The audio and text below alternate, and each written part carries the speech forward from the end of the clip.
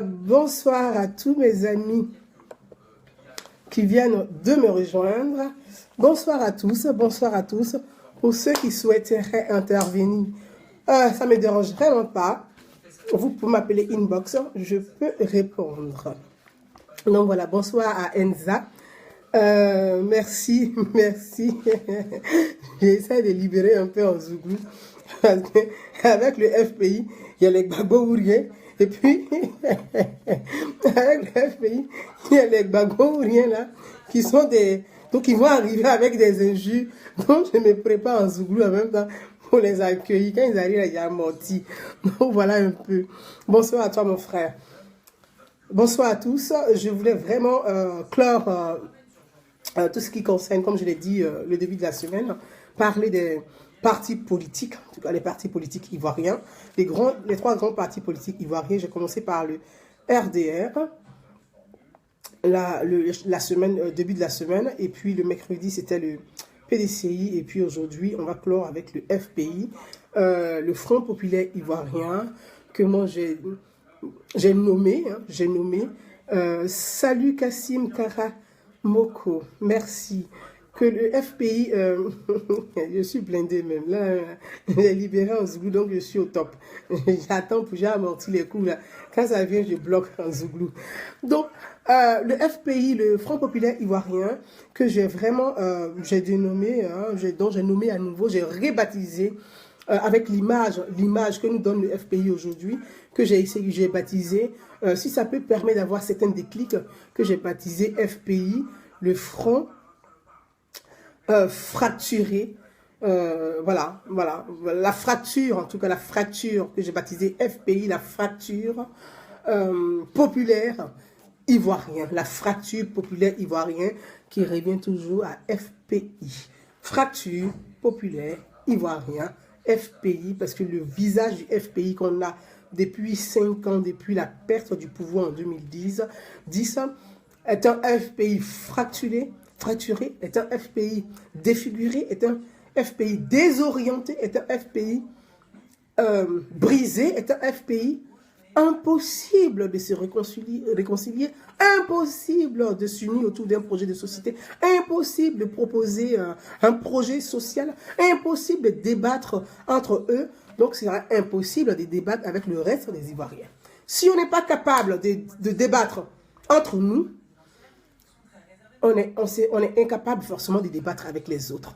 Donc c'est un FPI qui est défiguré, un FPI qui est déchiqueté, un FPI qui est désorienté, un FPI qui est perdu, un FPI qui est dans l'agadou, un FPI qui tapoche, qui est un peu dans une sorte de boue, qui s'en sort pas, qui est dans la mare, qui pense qu'il nage, mais il nage pas, il est sur les mêmes pattes, comme un canard boiteux. Donc, on voit le visage d'un FPI aujourd'hui qui est un canard boiteux. Et c'est bien dommage pour l'opposition ivoirienne qui n'arrive pas à être une opposition, qui n'arrive pas à proposer, qui n'arrive pas à exister concrètement et réellement, qui n'arrive pas à être une alternative de la politique d'Alassane Ouattara et de M. Bédier. Bonsoir mon frère Thomas Thierou du côté des États-Unis, Tom Cacao, c'est lui notre Donald Trump de Zibiao Tawake. Bonsoir à toi. Bonsoir à tous ceux qui se connectent. Je vous suis, je vous vois. Je dis bonsoir à tout le monde.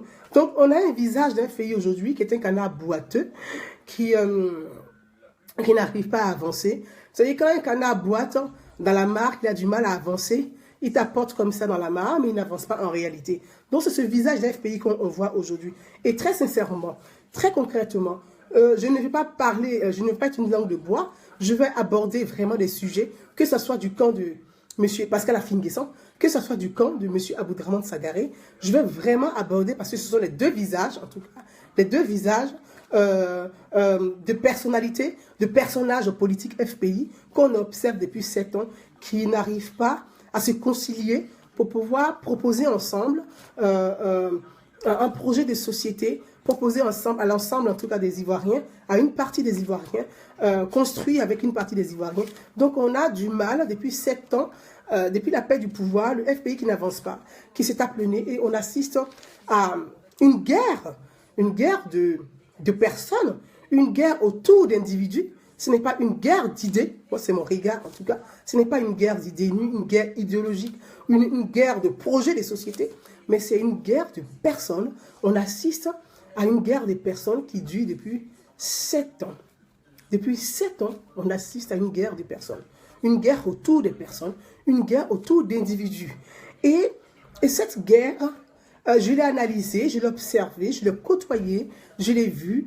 Et à mon sens, mon regard que je donne vraiment à cette guerre d'individus au sein du FPI, c'est la prise d'otage. Pour moi, c'est comme une prise d'otage de six personnes, de 6 personnages, de 6 individus, de six individus qui ont pris en otage un parti politique, qui ont pris en otage leurs propres militants, qui ont pris en otage tout le reste des cadres du FPI, qui ont pris en otage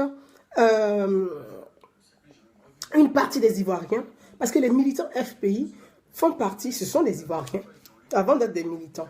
Donc, qui ont pris en otage ces militants, c'est une partie des Ivoiriens, qui ont pris en otage le débat des sociétés, qui ont pris en otage un projet d'alternance, qui ont pris en otage tout le monde et qui ont même pris la Côte d'Ivoire en otage. Donc on assiste à un désastre impuissant, on assiste impuissant à un désastre auquel on ne sait pas comment se vouer, comment les aider, comment les accompagner, comment réussir, on ne sait pas, parce que cette guerre n'est pas autour des idées, c'est autour des personnes, autour d'individus. Ce n'est pas une guerre d'idées, ce n'est pas un débat d'idées, ce n'est pas une guerre de projets. Pour dire, waouh, au FPI, malgré la perte du pouvoir, malgré cette façon arrogante et cette façon désastreuse de perdre le pouvoir, le FPI est capable de discuter, de proposer, d'avoir des idées de construction, d'avoir des idées réfondateurs, d'avoir des idées pour accompagner la société, d'avoir des idées de société, des projets de société. Non, on assiste impuissant à cette guerre autour des personnes ou des fan clubs. J'appelle ça fan club des personnes parce que ce n'est pas des militants, ce sont des fan clubs. Pour moi, ce sont des fan clubs. On assiste à des fan clubs comme ça qui se bouffent le nez, même sur les réseaux sociaux. On assiste à ça, qui s'insultent, qui n'ont pas un débat intelligent, mais qui ont des débats, comme on appelle ça chez nous, dans notre langage, en tout cas, langage africain, gat-gat. Voilà, on assiste à du gat-gat.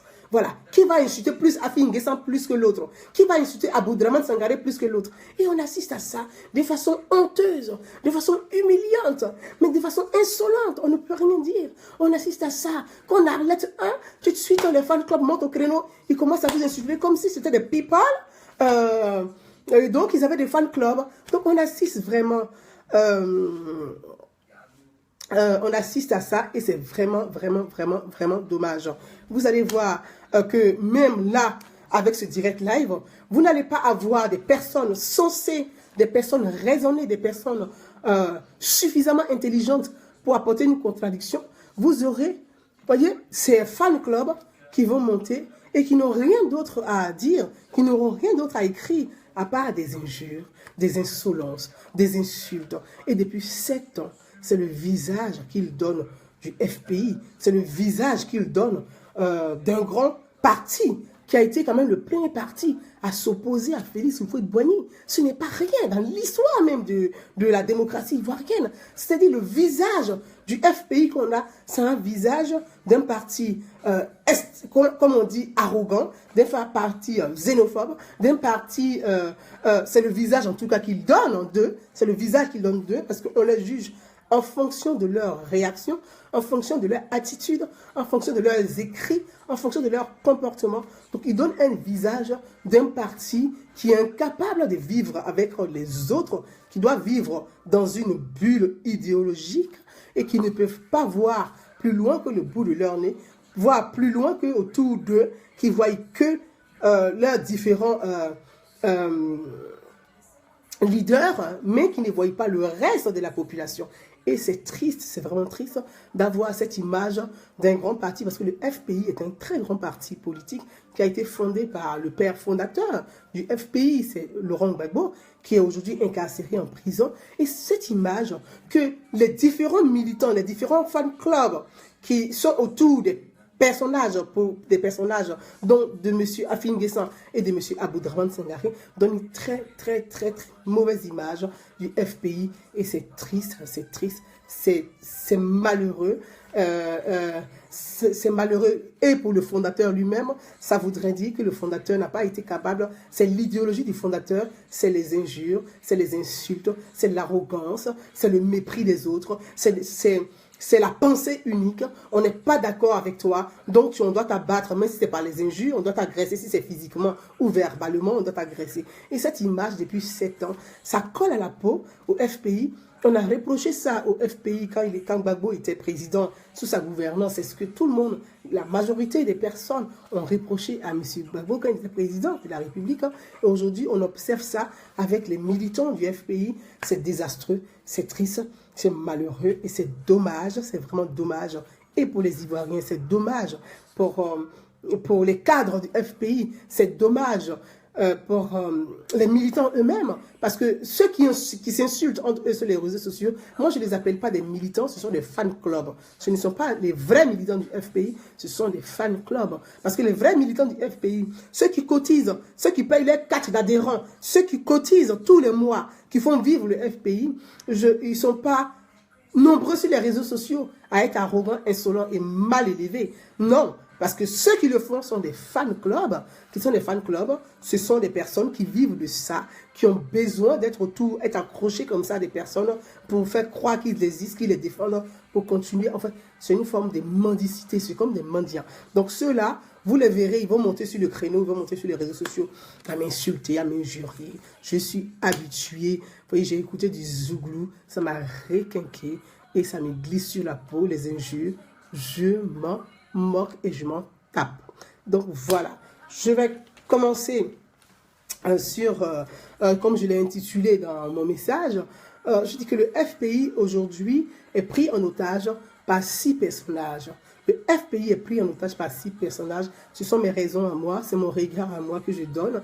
Parce que j'ai quand même observé le parti depuis, j'observe tous les partis, j'ai beaucoup observé le FPI, j'ai côtoyé le FPI, j'ai mes amis, j'ai des amis qui sont du côté d'Aboudraman Sangaré, j'ai des amis qui sont du côté de Pascal Afin Guessan, donc j'ai mes amis un peu partout, et avec qui on se prend la tête, on discute, on n'est pas d'accord si c'est un sujet, mais on se prend vraiment la tête, on se raccroche au nez, 2 jours après, on se retéléphone, et puis bon voilà, on continue la discussion.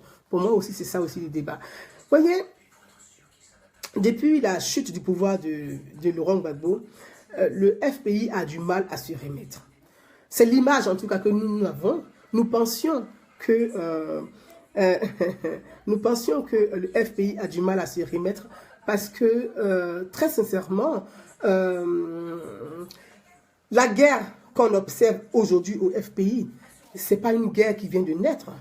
Et ce n'est pas une guerre qui est née en 2010. C'est une guerre qui existait. Même sous Laurent Gbagbo, cette guerre existait. C'est une guerre de personnes qui a toujours existé sous Laurent Gbagbo. C'est une guerre de clans qui a toujours existé autour de Laurent Gbagbo.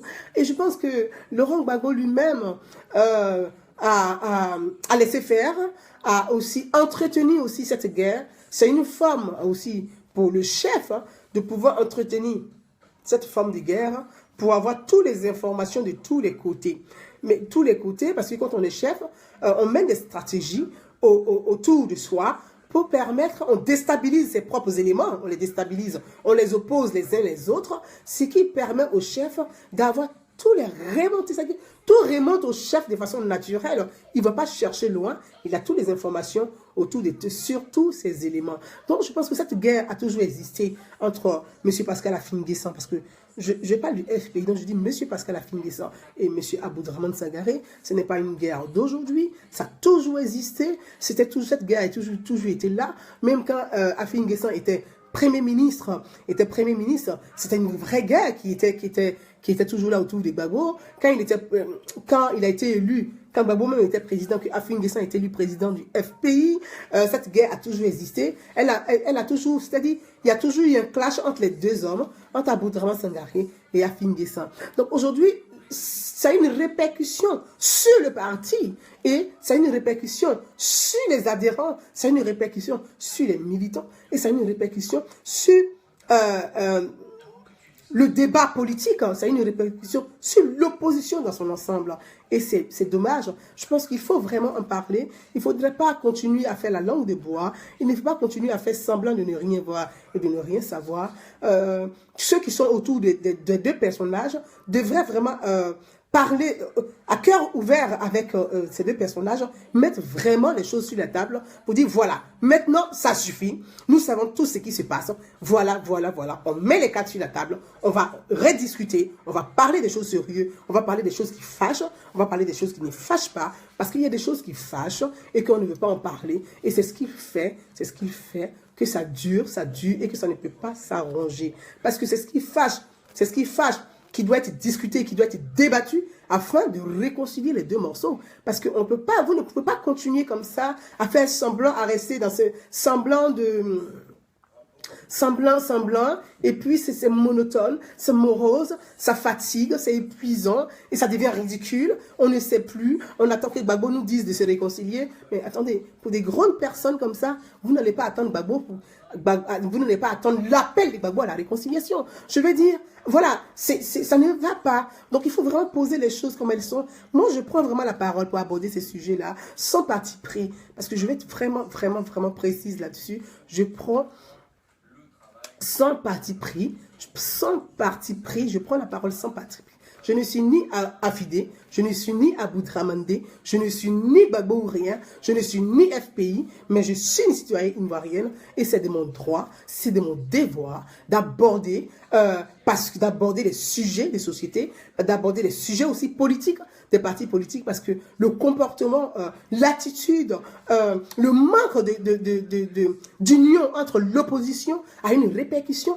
sur la société ivoirienne, a une répercussion sur le débat politique, a une répercussion sur tous les Ivoiriens dans l'ensemble. Parce qu'ils ne sont mais ils n'ont pas suffisamment de crédibilité pour défendre la société ivoirienne. Alors qu'aujourd'hui, c'est à eux de porter la voix des silencieux. C'est à eux de porter la voix de ceux qui ne parlent pas. C'est à eux de porter la voix de ceux qui ont faim. C'est à eux de porter la voix de ceux qui sont malades. C'est à eux de porter la voix des orphelins. C'est à eux de porter la voix des veuves. C'est à eux de porter la voix des Ivoiriens qui sont dans la Côte d'Ivoire profonde et qui n'ont personne pour les secourir. C'est à l'opposition de porter ça. Mais c'est l'opposition elle-même. Elle n'est pas unie autour des valeurs, autour des projets, autour des idées.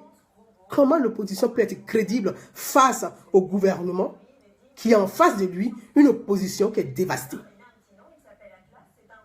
Comment on peut construire une alternance si on n'est pas capable de s'unir autour d'un projet de société, de s'unir autour des idées, de s'unir autour des débats? Comment on peut être crédible aux yeux de l'opposition, du gouvernement, aux yeux des Ivoiriens, aux yeux de la communauté, aux yeux même au plan international? Vous n'existez même pas alors que nous vivons dans un monde. Nous vivons dans un monde. C'est tellement malheureux, c'est douloureux, c'est malheureux. Et puis à un moment donné, c'est comme un firongle qui grossit, qui est douloureux, qui grossit. Tant qu'on ne crève pas l'abcès, on est dans la souffrance. C'est-à-dire qu'on souffre comme un firongle. Quand on a un firongle, on souffre comme si on avait un gros firongle. On avait un gros firongle qui ne se casse pas et qui est toujours là, qui nous fait très mal. Donc à un moment donné, il faut percer pour sortir l'abcès. Et je pense qu'il est temps que les responsables politiques, parce qu'il y a beaucoup de cadres au FPI, il me semble qu'il y a beaucoup d'intellectuels quand même au FPI, il y a beaucoup d'universitaires au FPI, il y a beaucoup d'économistes au FPI, il y a beaucoup de banquiers au FPI, il y a beaucoup de professeurs d'université. Voilà, donc il y a des philosophes au FPI, donc il faut vraiment il faut que le FPI puisse lui-même organiser avec les protagonistes un colloque, mais vraiment, ou un forum, ou un colloque, où ils vont briser l'abcès. Ils vont parler des choses qui fâchent, où ils vont faire un bilan sur la gestion de leur pouvoir. Parce que le FPI a gouverné la Côte d'Ivoire pendant 10 ans. Il faut que le FPI puisse faire un bilan de sa gestion du pouvoir. Il faut que le FPI ait le courage. Quand je dis le FPI, c'est que ce soit Aboudraman Sangaré, que ce soit Afingessa, mais le FPI, parce que pour moi, il n'y a pas deux FPI. Il y a des fan clubs autour de deux personnages. Il y a un seul FPI. Donc, il faut que le FPI arrive à organiser un colloque de discussion, un colloque d'idées. Dans ce colloque, il faut que le FPI arrive à organiser un forum pour parler de leur bilan, de parler de la gestion du pouvoir, comment ils ont géré le pouvoir, comment ils n'ont pas réussi à relever certains défis, à relever certains challenges. Parce que les Ivoiriens, une partie des Ivoiriens ont cru au FPI, ont cru à ce parti, ont soutenu le FPI. D'autres ont payé parce qu'ils ont soutenu le FPI. Vous voyez, donc il y a des souffrances auxquelles il faut que les responsables politiques du FPI puissent avoir la conscience de penser aux personnes qui ont payé, qui souffrent et qui continuent de souffrir. Il faut à un moment donné que le FPI soit responsable, prenne sa responsabilité de penser aux autres, de penser à ses enfants, qu'on appelle les enfants de la rue, parce que c'est des enfants souvent qui ont perdu leurs parents dans la guerre, de penser à l'avenir de cette jeunesse qu'il a suivie, de penser à l'avenir de ces jeunes qui se sont enroulés et qui ont aujourd'hui leur nom listé dans un fichier, qui se sont enroulés. Il faut que le FPI pense à l'avenir de la jeunesse ivoirienne. Il faut que le FPI puisse se refonder, se reconstruire, parce que le FPI est abîmé. Il faut que le FPI puisse organiser pas une conférence, mais un colloque de débat, un colloque d'idées pour mettre à plat leurs différends. Il est temps, parce que il est temps que Afingessa et Aboudraman Sangare puissent organiser un colloque d'idées, un colloque de débat pour mettre leurs différends à plat. Il est temps qu'ils puissent le faire. C'est pas demain. C'est pas, on est encore loin, 2020 loin. Non, c'est pas la veille de 2020 qu'ils vont mettre à plat leurs différends, qu'ils vont mettre sur la table leurs différends et trouver une solution pour construire en 48 heures un projet de société. Non, le projet de société, il s'est construit avec le peuple, il s'est construit avec la Côte d'Ivoire, il s'est construit avec la population et il faut que le FPI soit capable, consciencieux des enjeux et pour pouvoir proposer dans l'union autour des idées un projet de société qui est capable de rassembler une grande majorité des Ivoiriens, parce que c'est avec une grande majorité des Ivoiriens qui vont pouvoir construire ce projet de société. Et ce n'est pas entre eux, avec leurs différents fan clubs, qui vont construire ce projet de société. Donc je pense qu'il est très important d'aborder ces sujets-là. Souvent, on a des personnes qui pensent que le fait de parler de ça, c'est qu'on n'aime pas Afingessa ou on n'aime pas Aboudraman Sangare. Je ne suis pas là pour aimer Afingessa et je pense qu'Afingessa n'est pas là pour m'aimer non plus. Je ne suis pas là pour aimer Aboudraman Sangare. Aboudraman Sangare n'est pas là pour m'aimer non plus. Je suis là pour dialoguer, je suis là pour discuter, je suis là pour porter un certain nombre de débats que peut-être que personne ou d'autres n'ont pas envie de porter. Oui, moi je vais porter ces débats-là. Ce sont les débats qui fâchent, mais je les assume pleinement. Ça peut faire fâcher qui? Je m'en moque, je porte mes débats et je vais les porter au grand jeu sur les réseaux sociaux parce que je n'ai pas autre, je ne suis pas à Agora au niveau d'Abidjan pour porter un débat de société. Je pense que c'est très très important. Vous voyez, je vais revenir sur de part et d'autre, chacun a commis des erreurs. De part et d'autre, chacun a commis des erreurs. Et ça, si on ne reconnaît pas humblement, je dis bien humblement, si on ne reconnaît pas humblement ces erreurs, on n'est pas capable de les corriger et on est amené à en faire davantage et davantage et davantage et d'en commettre encore davantage. C'est pour ça qu'il est important que chacun puisse quand même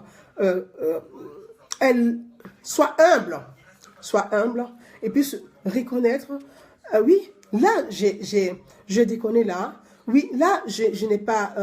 quelque part là, j'ai mal communiqué sur mon action, donc mon action n'a pas été forcément comprise par une partie de nos militants. Oui, et c'est tout ceci mis ensemble qui permet à un parti politique de se reconstruire. Surtout, le FPI vient de très très très loin.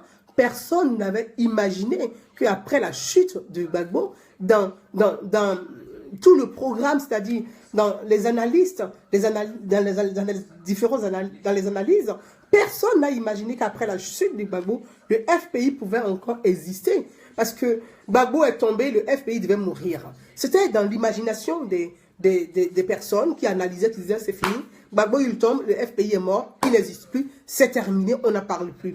Mais malgré que Gbagbo soit tombé, le FPI d'Andine, il est encore là, il est sur les pas, il est encore là. Donc autour de ça, je pense que les uns et les autres devraient être capables d'asseoir un peu leur haine à l'encontre des uns et des autres et de penser à construire ensemble, autour d'idées, à construire ensemble, à reconstruire ensemble une vision, un projet d'ensemble pour eux-mêmes et pour eux-mêmes et pour les milliers d'Ivoiriens qui ont cru en eux, qui ne sont pas FPI et qui ont cru en eux. Vous voyez,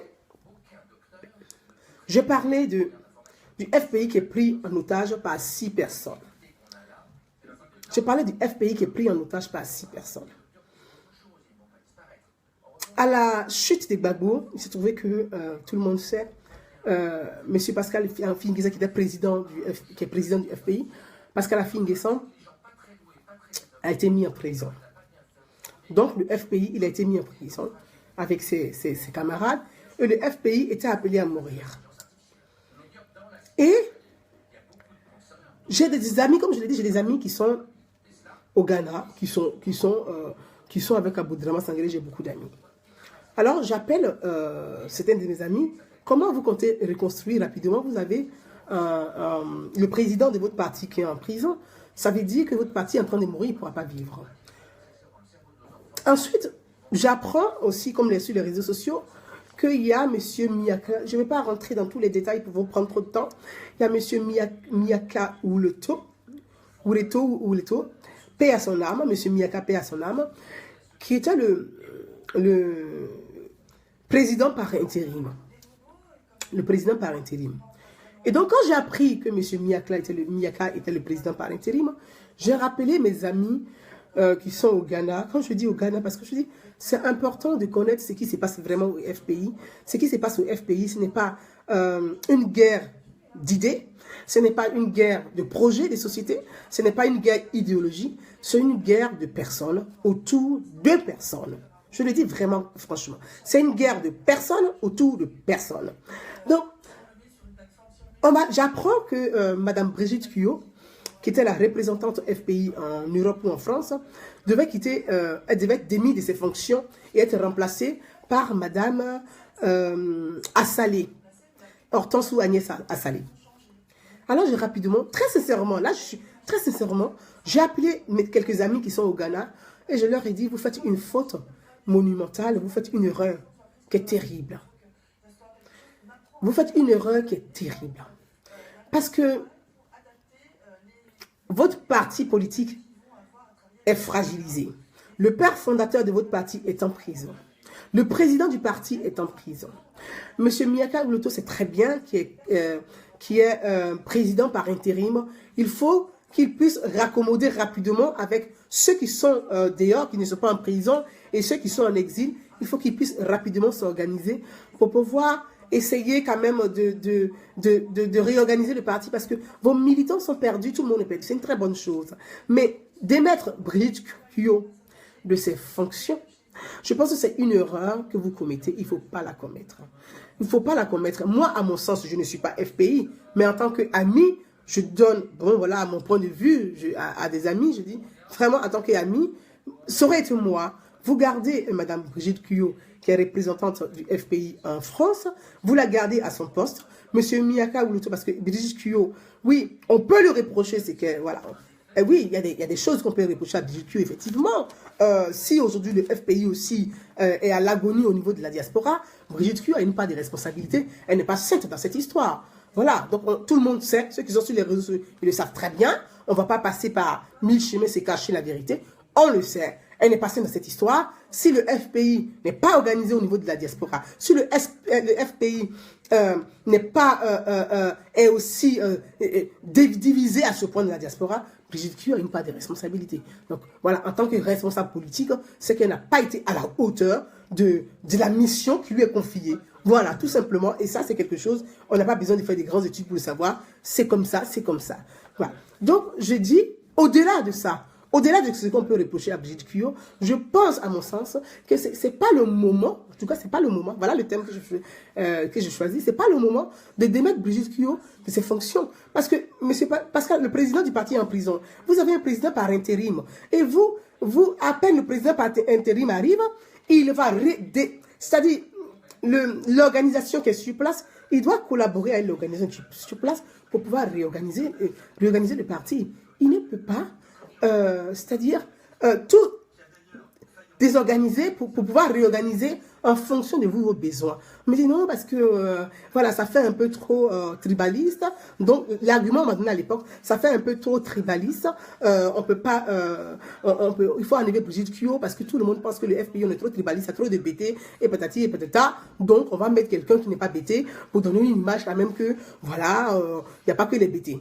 Moi, j'ai dit clairement à mes amis à l'époque, je dis oui, mais vous n'avez pas besoin d'enlever Brigitte Kuyot. On sait que vous êtes tribaliste. Voilà. Et c'est bon. Ça, c'est la conversation que j'ai avec mon ami. Je dis, c'est connu. Parce que même sous Gbagbo, ce tribaliste crevait aux yeux, sautait aux yeux. Donc, ce n'est pas le fait d'enlever Brigitte Kuyot aujourd'hui qui va démontrer que vous n'êtes pas tribaliste. Si vous enlevez Brigitte Kuyot de ses fonctions, vous allez déstabiliser au niveau de la diaspora vos militants ou le FPI de la diaspora. Et connaissant Brigitte Kuyot, voilà, comme je dis, connaissant Brigitte Kuyot, elle va vous foutre un bazar monumental que vous ne pourrez pas gérer. Donc, pour moi, gardez Brigitte Kuyot. Miaka va travailler avec elle. La sortie du président Afin Guessan, moi, je pense que sa sortie de prison est en bonne voie avec une liste de certaines personnes et même le fils de Gbagbo ferait partie.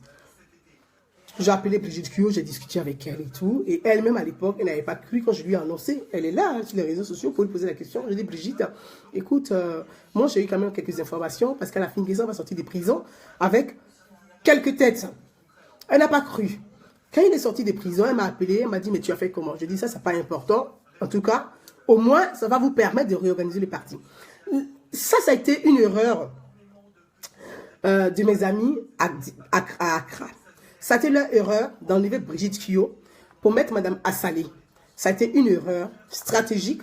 Ça a été une erreur stratégique. Ça n'allait pas arranger les situations. Tout en sachant que Mme Marie-Odette Lorugnon, qui travaille avec, qui était dans le bureau avec M. Miaka, avait sa vengeance, je dis bien, sa vengeance, je pèse mes mots, avait sa vengeance personnelle à l'encontre de Brigitte Kuyot.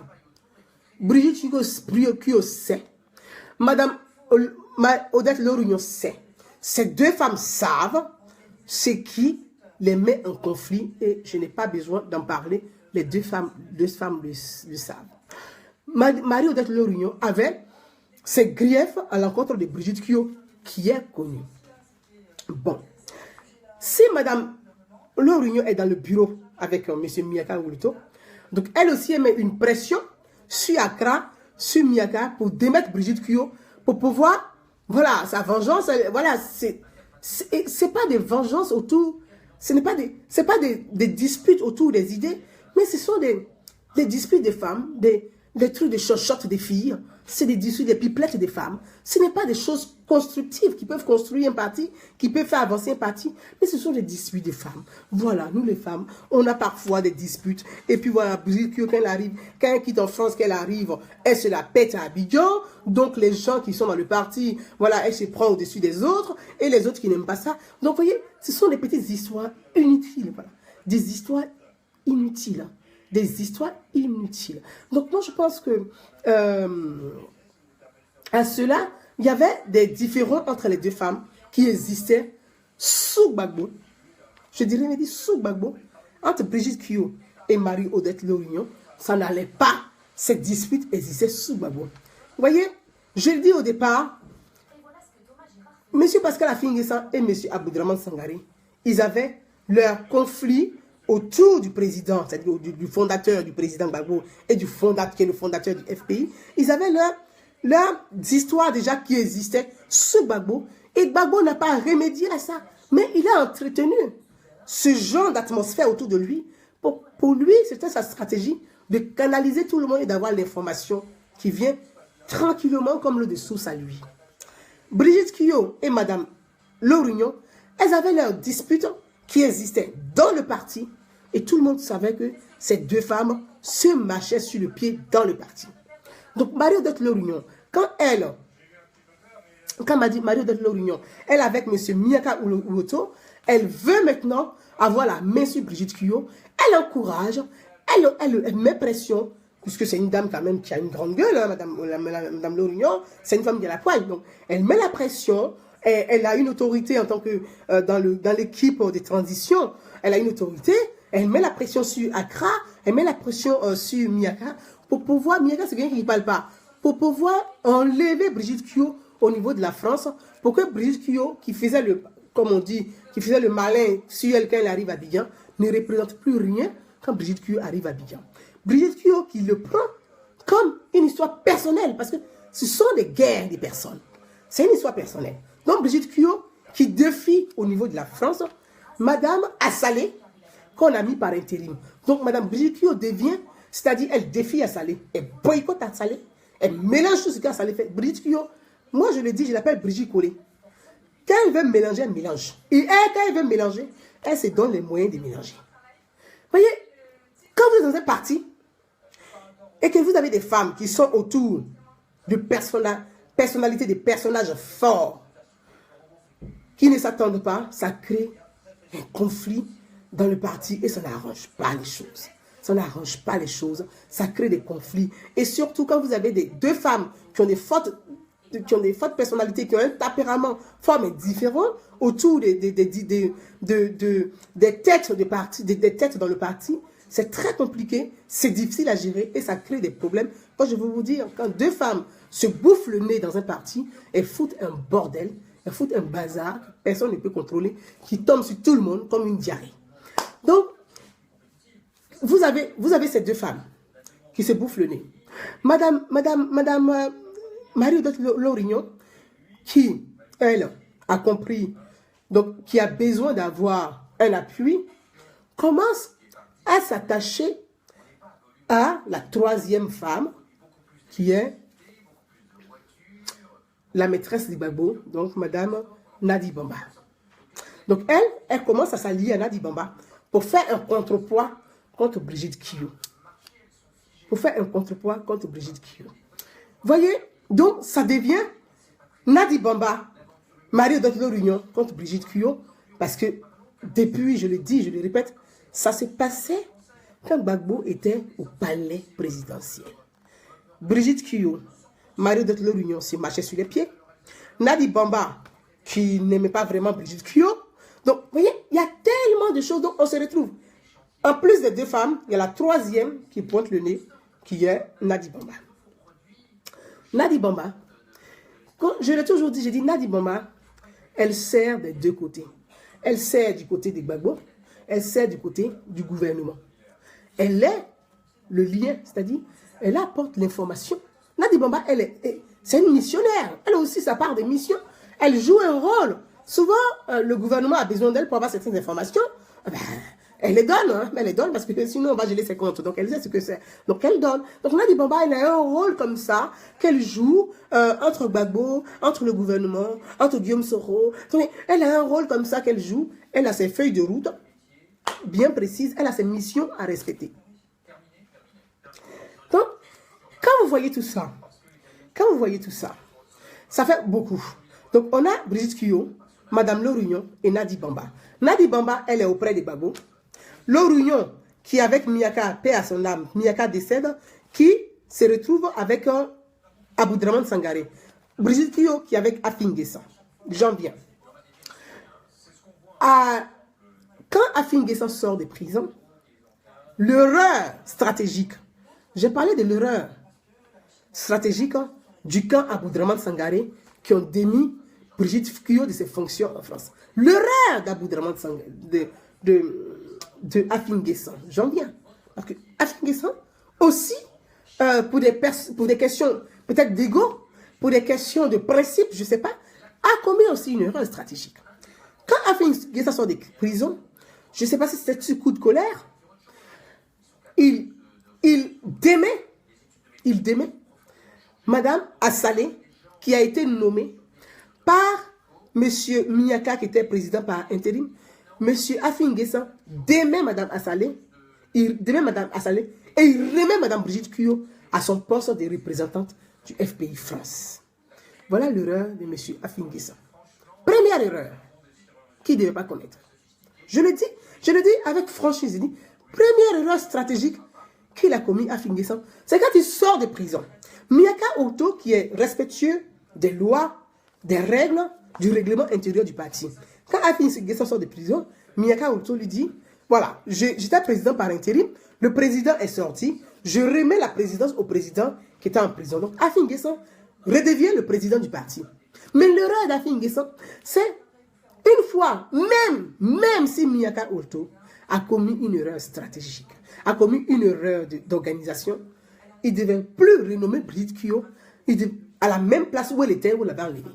Afin-N'Guessan devait garder Madame Assalé comme représentante FPI, puis elle a été nommée par Miyaka.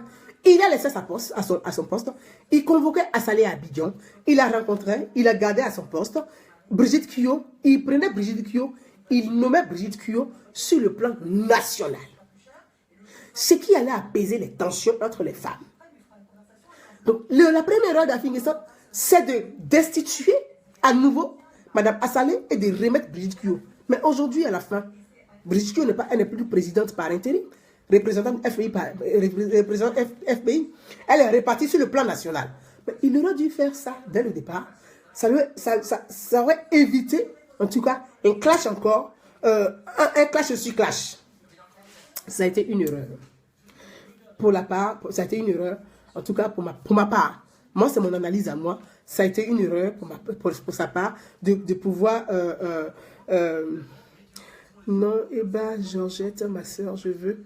Ouais, ça a été une erreur vraiment une erreur quand même stratégique pour monsieur le président, monsieur Afin-N'Guessan, de renommer Brigitte à son poste au niveau de Paris. Donc, je vous dis, on a Afin-N'Guessan, Aboudraman Sangaré, ça fait les deux personnages. On a Marie-Odette Lorugnon, on a Brigitte Kuyo, on a Nadi Bamba. Bon, dans tout ce bois, il y a des clashs, il y a des histoires, ça va pas, ça, voilà, il y a des petites guerres claniques, il y a des guerres de personnes. Ce n'est pas des guerres d'idées, ce n'est pas des débats d'idées, ce n'est pas question des lignes politiques, ce sont des guerres de personnes, c'est autour des personnes. Pourquoi c'est moi qui je n'ai pas nommé, que c'est toi qui as nommé, pourquoi ce n'est pas moi? Et donc Madame Marie-Odette Lorugnon, qui avec, quand Miyaka Oto décède, elle va voir Aboudraman Sangaré, elle dit, moi je vais rester à mon poste de haute responsable, donc je ne vais pas bouger. Dans ce cas, il faut s'organiser, il faut que Aboudraman Sangaré prenne la tête du parti. Voilà un bazar. Voilà un bazar. Voilà un bazar.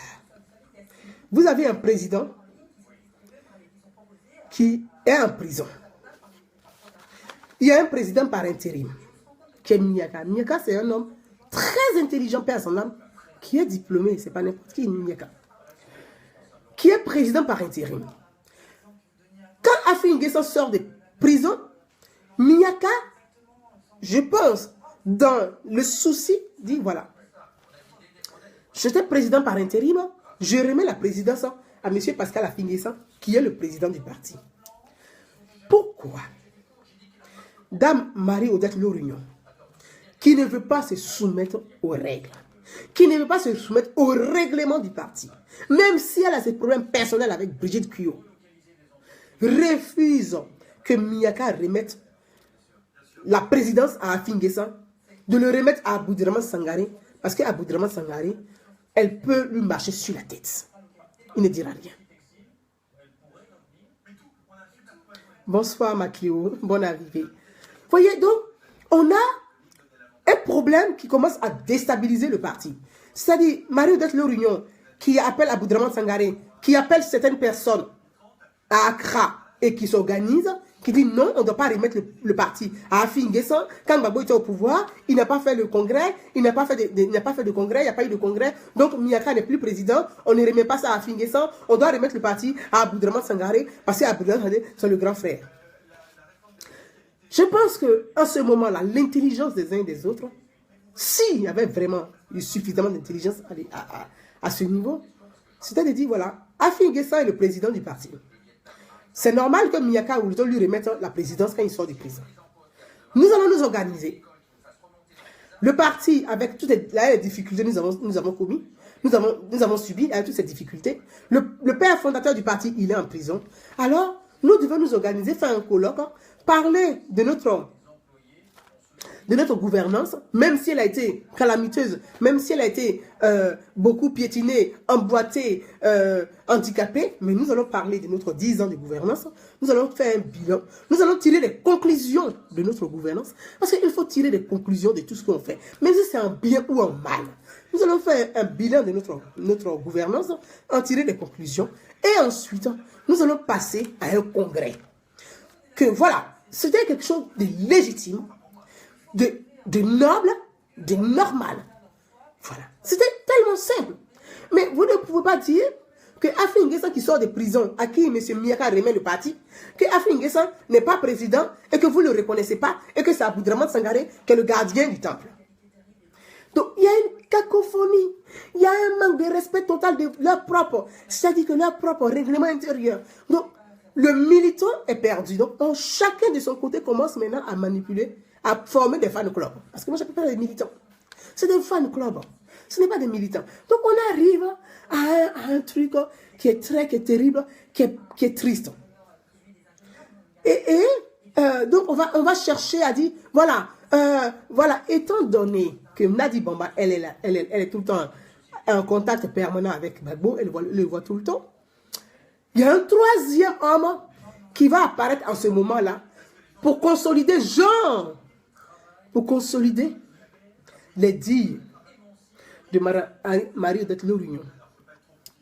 Vous voyez, c'est-à-dire, le père fondateur Gbagbo en prison, il a sa maîtresse qui est là-bas, mais sa maîtresse en même temps qui est aussi en mission. Aussi, elle est en mission, elle a sa mission bien précise qui est en mission. Et vous avez le gendre du Gbagbo, M. Stéphane Kipré, qui attend et qui se frotte les doigts et se dit waouh, ça c'est chouette, le parti de mon beau-père en train de mourir, génial, je vais frapper un coup là-dedans, je mets un coup de pied dans la fourmilière, je fous tout le monde en l'air, je gratte, je récupère quelques militants et ça fait de moi un grand président de la République. Donc chacun est dans sa folie de grandeur. Folie de grandeur. Donc, le gendre de M. Gbagbo, qui lui voit ça, il se dit, je vais entretenir ça, qu'il continue à foutre le bordel. C'est-à-dire, votre beau-père, qui a fait de vous ce que vous êtes, il est en prison. Quand vous êtes son gendre, la moindre des choses, c'est de protéger et de garder, de soigner, c'est-à-dire de surveiller sa maison. Mais vous ouvrez les fenêtres, les portes à tous les cambrioleurs pour qu'ils viennent cambrioler la maison de votre beau-père. Quel drôle d'amour, bravo pour le gendre. Quel drôle d'amour, bravo pour le gendre. Et ça, quand je le dis tout le temps, on me dit qu'elle n'aime pas Stéphane Kipré. Je dis, mais je ne suis pas la première Stéphane Kipré, puis il n'est pas la première non plus. Mais consciencieusement, de façon consciente, je pense que si moi j'ai mon beau-père qui est en prison, qui a son parti politique, qui est en train de partir en live, son parti politique qui est en train de se décomposer, moi, je me dois pour tout ce qu'il a fait pour moi. Il m'a protégé malgré toutes les bêtises que j'ai pu faire. Je dois quand même une reconnaissance à mon beau-père. La moindre des choses, c'est de sauver son parti. Je ne vais pas encourager certains comportements qui vont mener son parti à la destruction. Quel drôle d'amour, bravo. Il n'y a que dans les films américains on voit ça.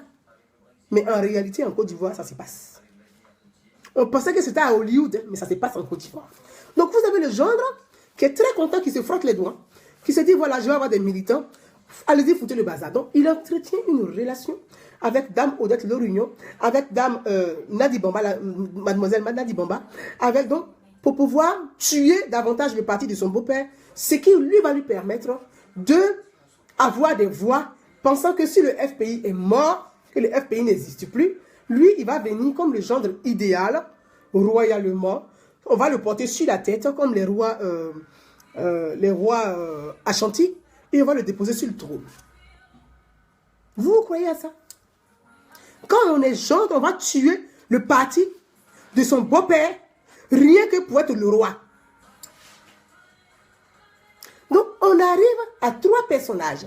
C'est-à-dire, vous avez Afri N'Guessan, Aboudraman Sangaré, Stéphane Kipré, et vous avez 3 femmes Brigitte Kio, Marie-Odette Lerouillon, Nadi Bamba. Ces trois personnages, pour moi, pour ma part, prennent, c'est-à-dire que pour des questions de personnes, prennent le parti et les militants en otage. Ce n'est pas possible. Ce n'est pas possible. Il faut débattre, il faut reconstruire autour des idées et non autour des personnes. Il faut débattre autour des idées, de projets de société, mais non autour des personnes. On a un débat de personnes. Et depuis 7 ans que ça dure. Depuis 7 ans que ça dure, le débat des personnes au sein du FPI. Donc on arrive à un FPI qui est désorienté, qui n'est pas stable, qui ne sait pas où aller, qui t'approche, qui tourne ici. Des questions de personnes. Sinon, comment on peut expliquer? Comment peut-on expliquer? Moi, je vais vous dire. On me dit souvent, tu es une affidée et que souvent, tu ne portes pas de critiques à M. Afin Guessan. Moi, je vais vous dire autre chose. Aujourd'hui, je vais vous dire, il y a des personnes, Brigitte Kio est sur Facebook. Quand M. Afin Guessan est venu en France pour la 2e fois, je suis allé le rencontrer et Brigitte Kio elle était présente. Je vais vous dire ce que j'ai dit à M. Afin Guessan. Brigitte Kio était assise et je l'ai dit à M. Afin Guessan. Moi, je ne vais pas tourner dans le... J'ai dit ça à monsieur Afin Guessan. Je dis à M. Afin Guessan, vous êtes venu en France pour la première fois et malheureusement, des femmes ivoiriennes,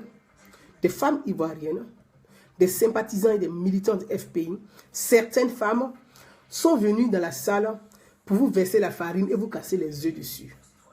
Brigitte Kio était là et M. Afin Guessan était là. Et je dis ceci à M. Afin Guessan. Je dis, monsieur Pascal Afin Guessan, moi, Naounou Gouza, je ne pense pas que ces femmes qui vous ont cassé les œufs dessus et qui vous ont jeté la farine dessus sont des femmes qui vous détestent en réalité. Je ne crois pas. Que moi, Naounou Gouza, je ne pense pas. J'étais dans les rues de Paris avec elle. Moi, j'étais dans les rues de Paris avec ces femmes qui vous ont versé la farine dessus. Je peux vous dire une chose, que ces femmes ont pleuré.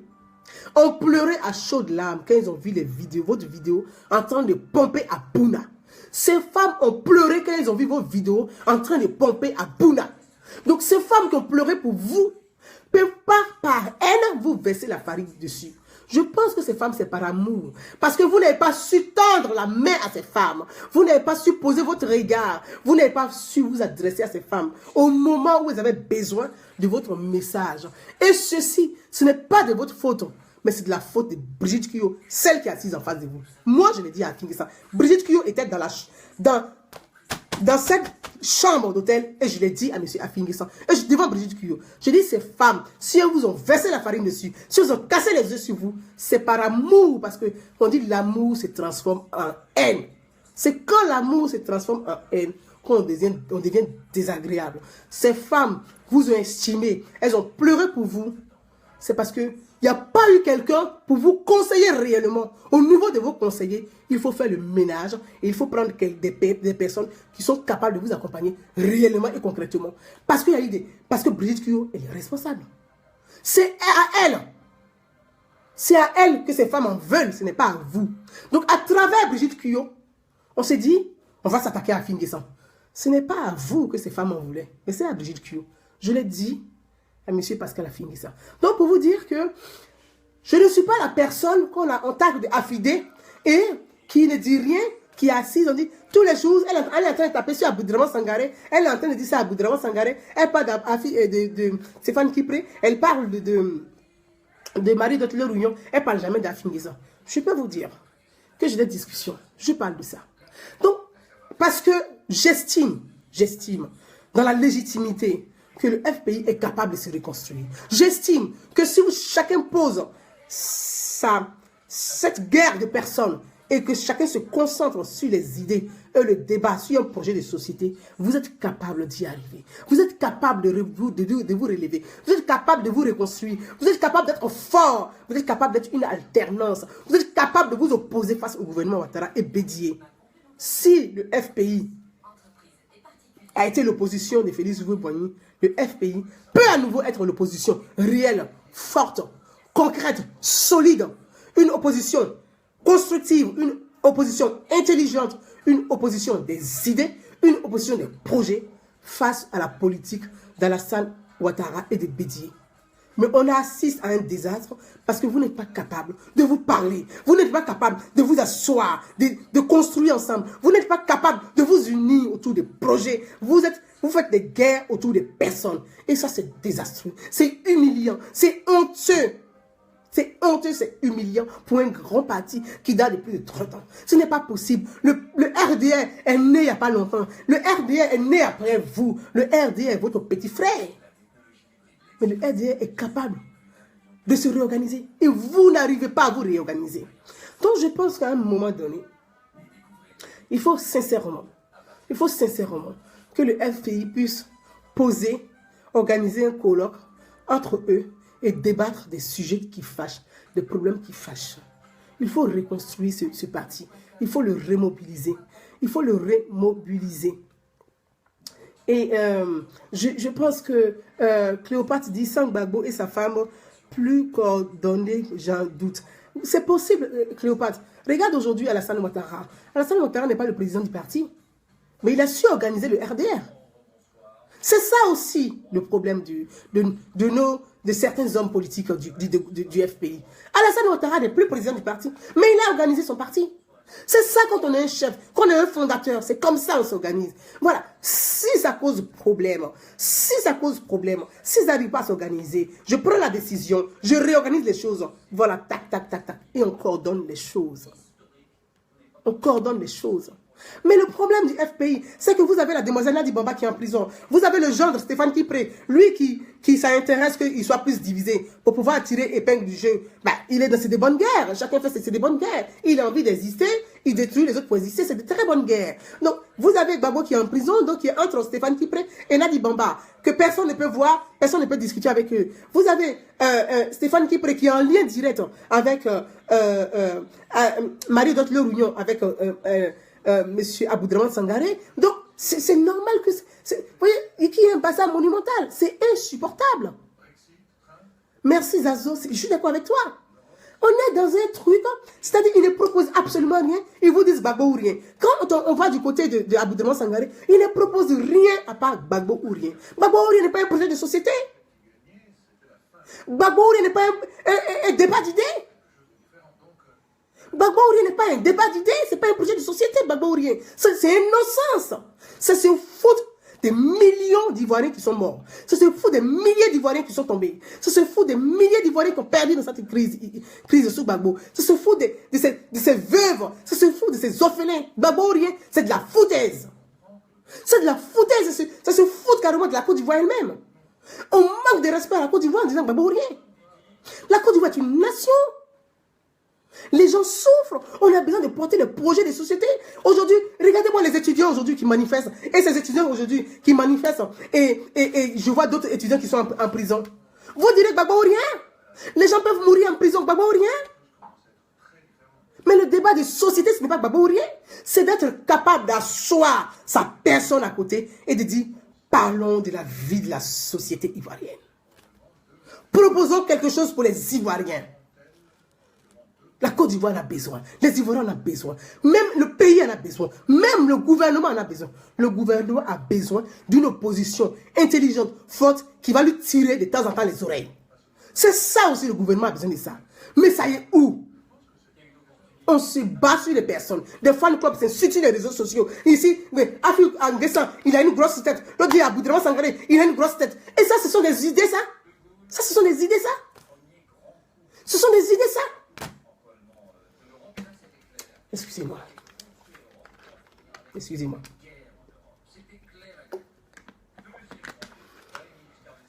Ce n'est pas possible. On peut ne pas aimer l'autre. Mais asseyez-vous et proposez quelque chose. Débattez entre vous. Parlez des problèmes de la société. Voilà. Afinguessan, tu es mon petit frère. Aboudraman Sangaré, tu es mon grand frère. C'est vrai qu'on n'est pas... Voilà, on chacun a ses fan clubs. Mais ça ne va pas de la société, petit frère. Ah oui, grand frère, moi aussi j'ai remarqué, ça ne va pas. Qu'est-ce qu'on fait? Asseyons nos problèmes, la divergence. Là, ça ne va pas. Il faut qu'on porte une même voix. Ça, c'est pas possible aussi. Mais si ce n'est pas possible, que tout cela quitte le paysage politique. Qu'ils nous foutent la paix. Si ce n'est pas possible. Si ce n'est pas possible qu'ils quittent le paysage politique. S'ils ne sont pas capables de dire, ça ne va pas. Mais, pour les Ivoiriens, mais pour les étudiants, mais il faut qu'on fasse quelque chose ensemble. Ils ne sont pas capables de le faire. C'est qu'ils n'ont jamais été capables de faire quelque chose. Vous voyez, c'est l'image que ça nous renvoie. Et c'est honteux pour le FPI, pour un grand parti comme ça. C'est humiliant. C'est humiliant. Comment on peut expliquer à un peuple, à une population, que quand Gbagbo va sortir de prison, tous vos problèmes seront résolus? Expliquez-moi, quand Gbagbo était au pouvoir, les problèmes étaient résolus. Quand Gbagbo était au pouvoir, les problèmes étaient résolus. Quand Gbagbo est au pouvoir, les Ivoiriens ne mourraient pas de faim. Quand il est au pouvoir, il n'y a pas de problème de santé. Ah donc quand Gbagbo va sortir de prison, il va claquer dedans aussi pour ressusciter tous ces morts. Quand on n'a rien à proposer. Quand on n'a rien à proposer.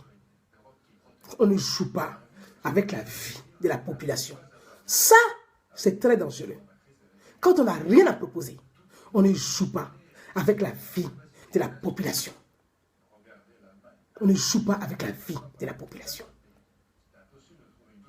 Merci mon frère Zasso. Merci mon frère. Quand on n'a rien à proposer, on ne joue pas avec la vie de la population. On laisse la population se débrouiller.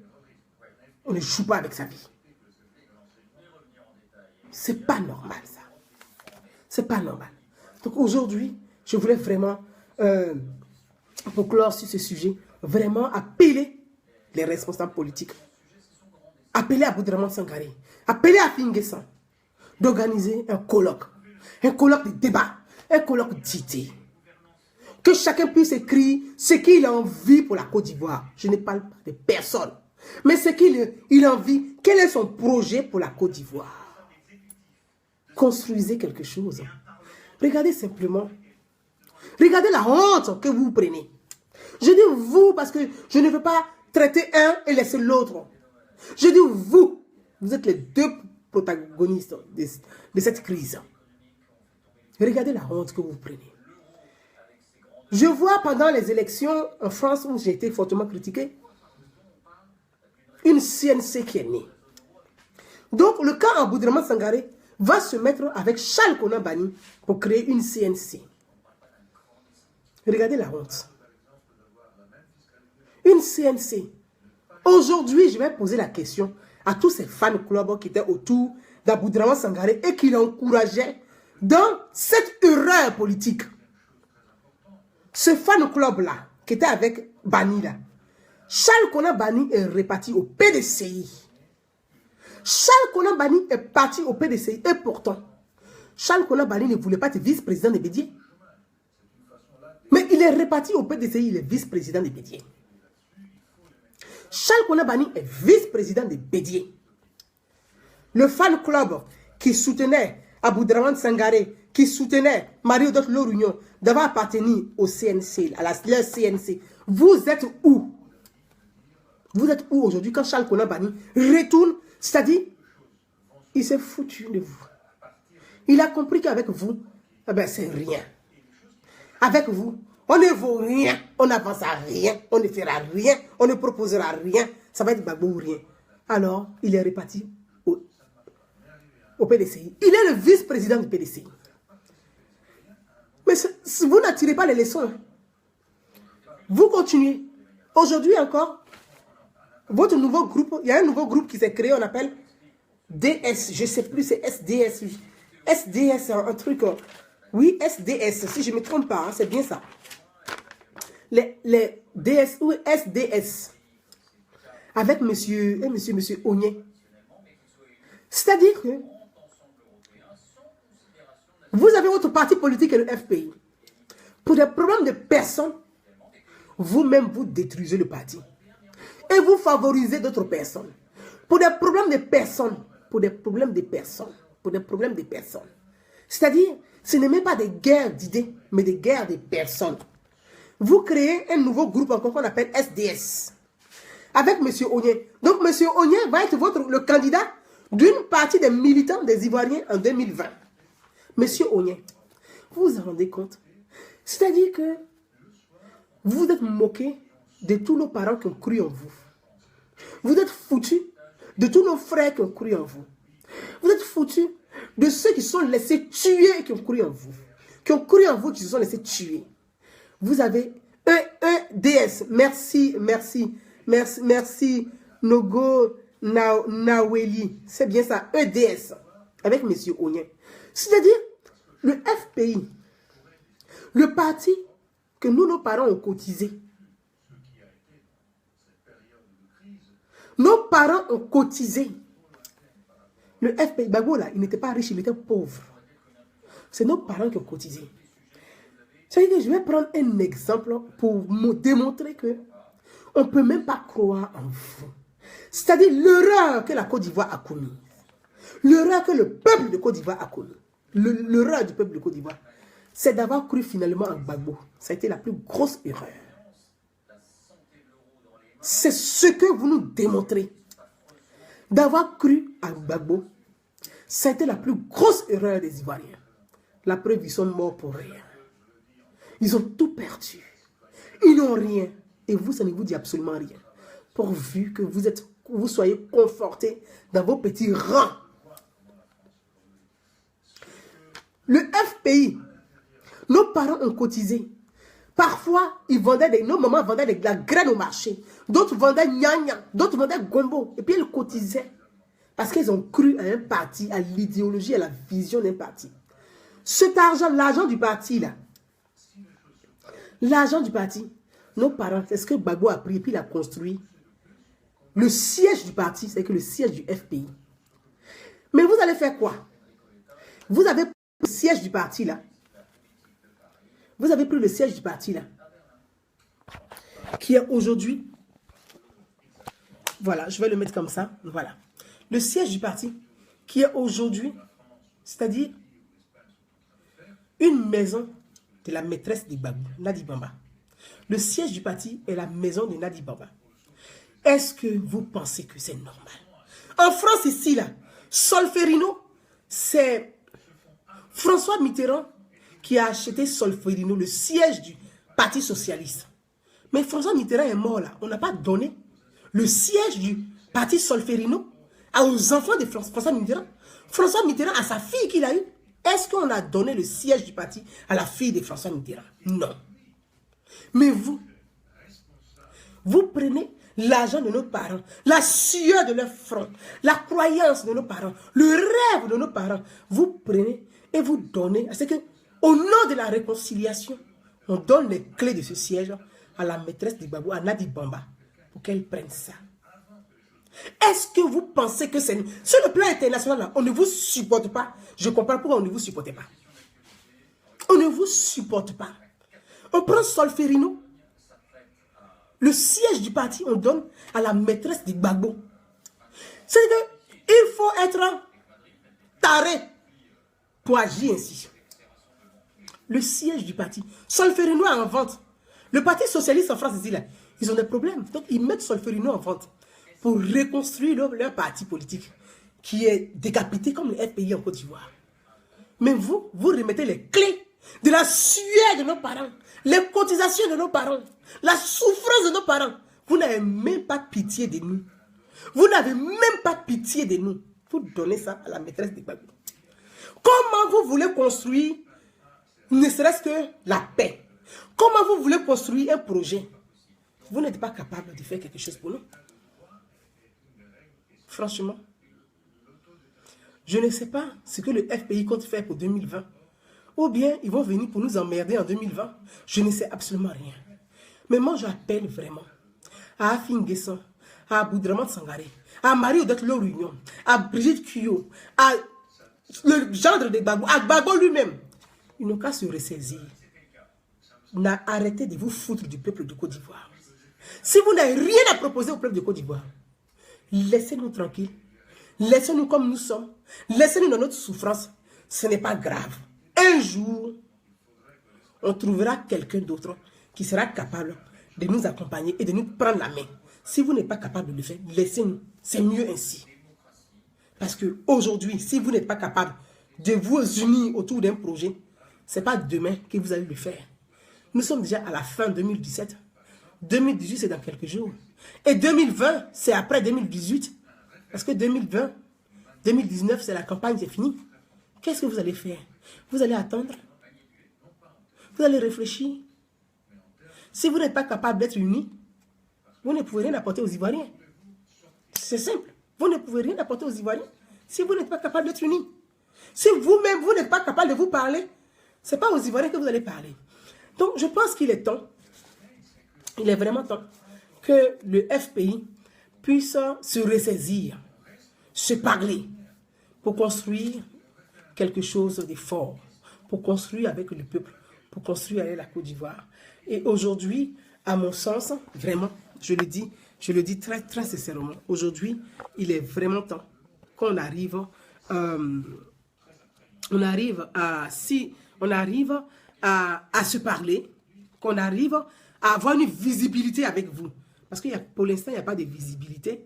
Tout est flou, tout est un peu perdu. On ne sait pas ce qu'il y a, on ne sait pas ce qu'il vaut, on ne sait pas ce qu'on va faire, on ne sait pas avec vous, on ne sait jamais avec vous de toute façon. On ne sait pas, voilà. Donc, on ne sait pas aujourd'hui avec vous. Du coup, quand vous critiquez le gouvernement, ça n'a aucun sens. Parce que vous-même, vous ne proposez rien, vous battez entre vous. Qu'est-ce que vous allez apporter aux Ivoiriens, finalement? Donc, c'est bien dommage.